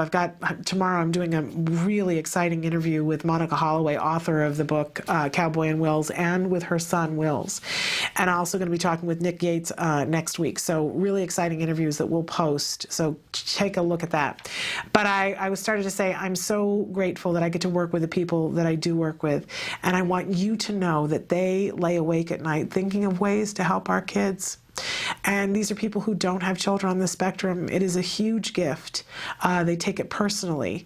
And, you know, sometimes I give them some guff and say, you know, well, as an autism parent, you know. But the truth of the matter is that they care deeply about our kids.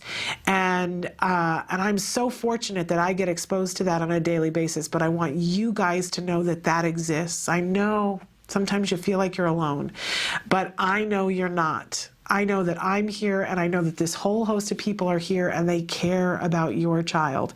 And they do not see a dollar sign on your child. I got to be honest with you. They don't. That's why I'm here, and the information that you get here is not about those dollars. It just isn't, because it can't be. So I'm grateful for that, and I want you to know I'm grateful for you, because I sure couldn't do this without you. And I have felt all the love and support back from you, and how you have helped each other on this way, and I really so appreciate that. So I will see you in the new year, but until then, please give your kiddos a hug from me. Bye-bye for now.